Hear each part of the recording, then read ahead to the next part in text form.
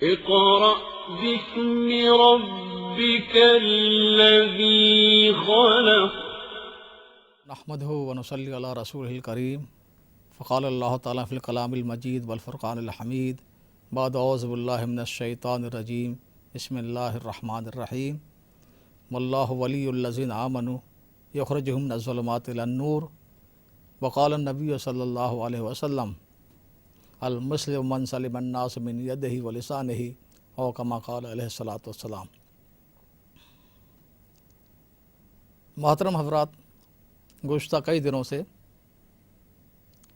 ہمارا موضوع قرآن حکیم اور قرآن حکیم نے دنیا کو، انسانیت کو جو انعامات دیے، جو اصلاحات دیں، یہ موضوع چل رہا تھا. کل ہم نے عرض کیا تھا کہ انسانوں کے حقوق کس طرح قرآن کریم نے دیے. ہر انسان کے دنیا میں بسنے والے، کئی مثالیں میں نے عرض کی تھی. دیکھیے، دور فاروقی میں حضرت عمرو بن عاص رضی اللہ تعالیٰ عنہ فاتح مصر ہیں. اس زمانے کے فاتح اور گورنر، جب گورنر کو کلی اختیارات حاصل ہوتے تھے،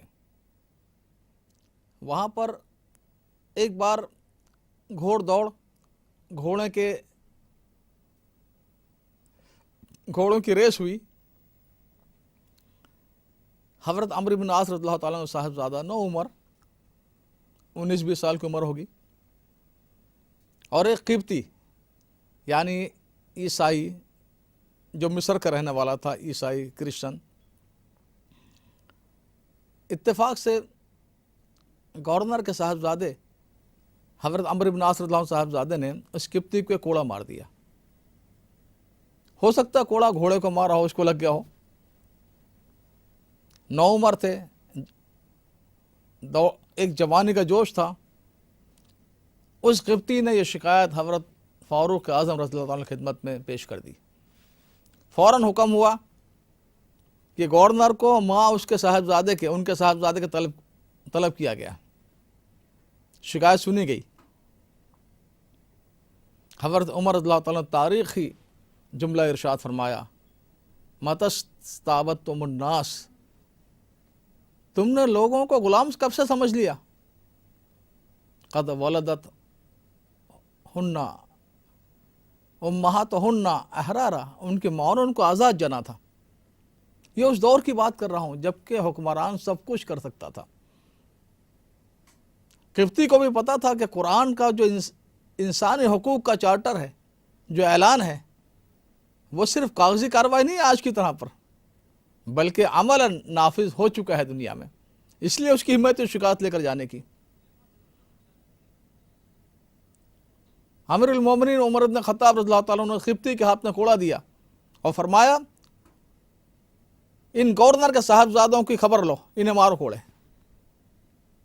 جس طرح اس نے تمہیں مارا تھا. اور اس کے بعد یہ فرمایا کہ حضرت عمرو بن عاص رضی اللہ تعالیٰ عنہ جو صحابی رسول ہیں، قبطی کو فرمایا ان کو بھی کوڑا مارو. اس قبطی نے یہ عرض کیا، امیر المومنین، جس نے مجھے مارا تھا میں نے بدلہ لے لیا، انہوں نے تو مجھے نہیں مارا تھا.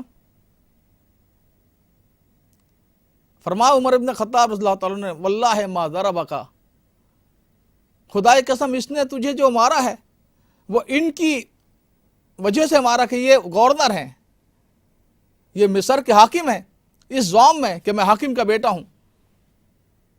تو میں عرض کیا کہ اسلام نے اس طرح پر انصاف قائم کیا تھا اور انسان حقوق قائم کیے تھے. اسی دور کا واقعہ ہے.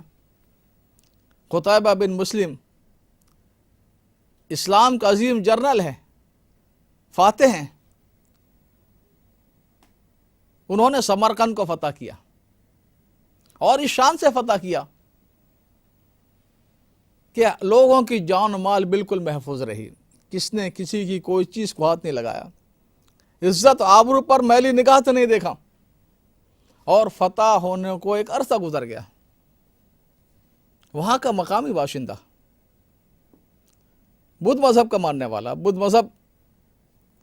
اس کا مذہب تھا، بدھ مذہب، وہ حضرت قتیبہ بن مسلم کے ماتحت جو قاضی ہے اس کی عدالت میں آتا ہے اور کیس دائر کرتا ہے کہ ہمیں یہ معلوم ہوا ہے کہ مسلمان جب کسی ملک میں جاتے ہیں تو پہلے دعوت دیتے ہیں انہیں اسلام کی، اللہ کی وحدانیت کی، کہ تم انسانوں غلامی سے نکل کر اللہ کی بندگی میں آ جاؤ۔ اس کے بعد اگر نہ ماننے پر پھر جزیہ پیش کیا جاتا ہے کہ ٹھیک ہے ہم تمہاری حفاظت کریں گے، ہمارے ماتحت رہو، اور معمولی سا جزیہ، سال میں 1 تولہ چاندی 1 درہم، اور اس کے بعد اسے نہ ماننے کے بعد پھر تلوار اٹھائی جاتی ہے۔ آپ کے فاتح جو اس دور کے فیلڈ مارشل کہے جا سکتے ہیں، جو پورا وسط ایشیا جنہوں نے فتح کیا، انہوں نے ہمیں دعوت نہیں دی اور فتح کر لیا ہمارے شہر کو۔ ماتحت قاضی ہے، اس نے اسی وقت میں حکم جاری کیا، کئی سال گزر گئے، مسلمان رہنے بسنے لگے، وہاں پر حکم جاری کیا کہ سارے مسلمان شہر کے باہر آ جائیں، مسلمانوں کی فوج، سپہ سالار سب شہر کے باہر آ جائیں اور پہلے دعوت دیں۔ کیا تاریخ اس کی مثال پیش کر سکتی ہے؟ اسلام ایک رحمت بن کر آیا تھا، قرآن ایک رحمت بن کر آیا تھا۔ حضرت عمر بن عبدالعزیز رحمۃ اللہ علیہ، ان کے زمانے میں جو ٹیکس وصول کیا جاتا تھا جزیہ کے نام پر معمولی، وہ بہت کم ہو گیا۔ وجہ جب تحقیق کی گئی تو پتہ چلا کہ بہت سارے لوگ جن کی زندگی کا اسلام سے کوئی تعلق نہیں ہے، جن کا اٹھنا بیٹھنا، زندگی، ہر زندگی کا ہر نقشہ ایک اسلام کے خلاف ہے، لیکن جب انہیں جزیہ وصول کرنے کے لیے آدمی جاتا ہے بیت المال کا جزیہ لینے کے لیے، تو وہ کہہ دیتے کہ کلمہ پڑھ دیتے ہیں لا الہ الا اللہ محمد رسول اللہ۔ تو اس لیے حکام جو تھے، گورنر، انہوں نے عمر بن عبدالعزیز رحمۃ اللہ کو یہ کہا کہ یہ لوگ ان کی زندگی میں اسلام کو دخل، نہ نماز پڑھتے ہیں، نہ اسلام کا لباس پہنتے ہیں، نہ روزہ رکھتے ہیں، نہ دین کا کوئی اثر ان پر ہے، وہ صرف ٹیکس سے بچنے کے لیے کلمہ پڑھ دیتے ہیں۔ تو اس کے جواب میں حضرت عمر بن عبدالعزیز رحمۃ اللہ علیہ نے کیا عجیب بات فرمائی، فرمایا محمدن ان اللہ بعث محمدن ہادین ولم یبعث جابین، کہ اللہ نے محمد رسول اللہ صلی اللہ علیہ وسلم کو ہادی بنا کر، رہنما بنا کر، صحیح راستہ دکھانے کے لیے بھیجا تھا، ٹیکس وصول کرنے کے لیے نہیں بھیجا تھا۔ خزانہ خالی ہو جائے کوئی پرواہ نہیں، لوگ جو کہتے ہیں ان کی بات کو مان لو۔ تو میں عرض کر رہا تھا کہ اسلام نے جو حقوق دیے تھے وہ پوری انسانوں کو دیے تھے۔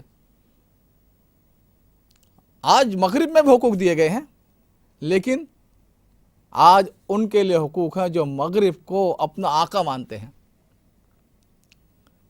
آج جو مغرب کا تمدن ہے اور مغرب کا جو کلچر ہے اور مغرب کی بالادستی ہے، اس کے نہ ماننے والے کا کوئی حق نہیں ہے۔ ایک افغان کا باشندہ افغانستان کا، کیا اس آزادی اس کو حق نہیں ہے؟ ایک عراق کا باشندہ آزادی اس کو حق نہیں ہے؟ کیا انہیں وہ حق حاصل ہے جو غاصب امریکی فوجوں کو وہاں پر حاصل ہے؟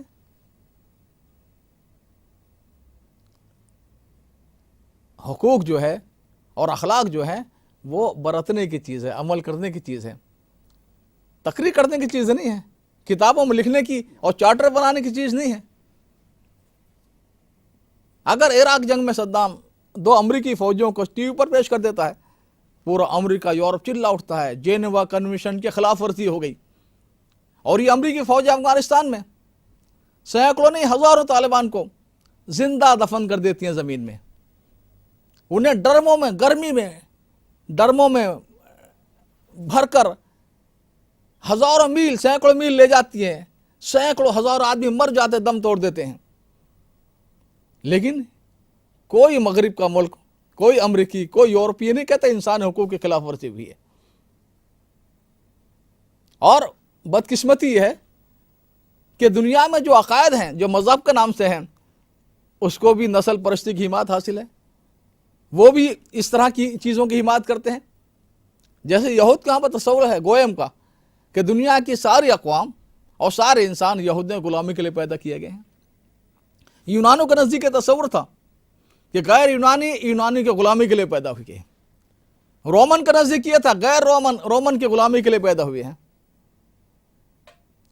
یورپ میں کسی غیر عیسائی کو 1500 سال تک 1700 سال تک کسی غیر یورپی غیر عیسائی کو کوئی حق نہیں تھا. وہ تو 20ویں صدی میں اپنے مفادات کے تحت میں میونسپل لا کے تحت ہمیں حقوق ملے ہیں. اور اسلام نے جو حقوق دیے تھے، ڈاکٹر حمید اللہ جو مشہور اسکالر تھے، پیرس میں رہتے تھے، انہوں نے 6 جلدوں میں کتاب مرتب کی ہے، وثائق السیاسیہ فی عہد النبوہ و خلفاء راشدین.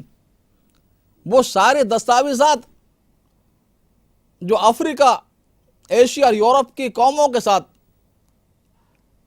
جو ایگریمنٹ ہوئے تھے، جیسے فتح بیت المقدس کے موقع پر، ملک شام میں، عراق میں، ایران اور روم کی سلطنت کے حصوں میں، وہ سارے محفوظ ہیں. ان میں پوری آزادی، مذہبی آزادی بھی، معاشرتی آزادی بھی، تہذیب و تمدن کی آزادی بھی، اپنے طور طریقوں پر رہنے کی پوری آزادی دی گئی ہے. آج دنیا میں کوئی یونا کا چارٹر بھی اس کا مقابلہ نہیں کر سکتا جو آزادی اس نے دی تھی دور نبوت میں، جو دی گئی تھی کہ ہر انسان عزت وال. جس طرح اس پر ایمان لانا ضروری ہے کہ خدا ایک ہے، اور ایک مسلمان کو اس پر ایمان لانا ضروری ہے کہ محمد اللہ کا رسول ہیں، اور آخرت مرنے کے بعد زندہ ہونا خدا کے ساتھ، یہ ایمان لانا ضروری ہے. اس طرح یہ بھی ضروری ہے ایمان لانا کہ سارے انسان برابر ہیں، سب عزت دار ہیں، سب احترام کے قابل ہیں. تو میں عرض کر رہا تھا کہ آج دنیا میں دیکھیں کہ مغرب نے جو بالادستی کا نظام آج دنیا میں، مغرب اور ویسٹ بالادست ہے. اب یونوں کو دیکھ لیں، کیا مساوات ہے وہاں پر؟ 5 بڑی طاقتوں کو ویٹو کا حق دیا گیا ہے. یہ تو سب سے بڑی ناانصافی انسانیت کے ساتھ سب سے بڑا ظلم ہے. برطانیہ جہاں پر ہم رہتے ہیں، برطانیہ کی آبادی 6 کروڑ ہے، لیکن یہ 6 کروڑ کا ملک پوری دنیا کے 6 بلین انسان دنیا میں رہتے ہیں، ان کو ویٹو کر سکتا ہے. تو یہ مغرب کی برتری کے اس پر آج دنیا کا نظام چل رہا ہے. یونو بنائی کس لیے گئی تھی؟ اس سے پہلے انجمن اقوام بنائی گئی، اس کا بھی مقصد، یونو کا مقصد ایک ہی تھا کہ یہ جو فاتح تھے جنگ عظیم کے، ان کے حقوق کو تحفظ کیا جائے. اس کے ذریعے سے ترکوں پر، جاپان پر، جرمنی پر غلامی کی مہر ثبت کی گئی، ان کو حقوق چھینے گئے اور تباہی مچائی گئی اسی اقوام متحدہ کے تحت میں. آج تک دنیا میں کوئی کمزور ملک، چاہے وہ فلسطین ہو، خواہ وہ چیچنیا ہو، بوسنیا ہو، کشمیر ہو، فلپائن، کوئی کمزور قوم یونو سے اپنا حق وصول کر سکی ہے؟ یونو کی قرارداد، ایک قرارداد کی خلاف ورزی اگر صدام کرتا ہے تو اینٹ سے اینٹ بجا دی جاتی ہے، لاکھوں بے قصور انسانوں کو قتل کر دیا جاتا ہے.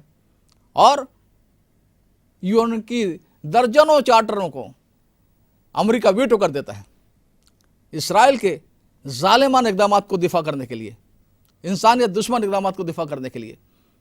تو یہ جو آج ہمیں نظر آ رہے ہیں انسانی حقوق، یہ کھوکھلے ہیں، یہ صرف طاقتور کے لیے ہیں. کمزور قوم کے لیے آج دنیا میں جو گد بن رہی ہے، جو حالت ہے جی. تو میں عرض کر رہا تھا کہ اسلام نے جو حقوق دیے ہیں وہ ہر انسان کو برابر دیے، دنیا میں کسی مذہب کا ماننے والا ہو، کسی ملک کا رہنے والا ہو. اور دشمن کے ساتھ بھی پورا انصاف کیا. سب سے زیادہ دشمنی اہل مکہ نے کی تھی، مکے والوں نے کیا کیا اذیتیں پہنچائی حضور اکرم صلی اللہ علیہ وسلم کو، آپ کے صحابہ کو. کس طرح پر بے بس اور مظلوم و کمزور لوگوں کو قتل کیا گیا، چٹانیں سینے پر رکھ دی گئی، گرم ریت پر لٹایا گیا، آگ پر لٹا دیا گیا، ان کی چربی سے آگ بجھ رہی ہے. لیکن جب آپ فتح مکہ کے موقع پر داخل ہوتے ہیں تو آپ اعلان فرماتے تھے کسی زخمی کو قتل نہ کرو، کسی بھاگنے والے کا پیچھا نہ کرو، کسی ایسے انسان کو جو دروازہ بند کر لے اس پر کوئی حق نہیں، کسی قیدی کو قتل مت کرو،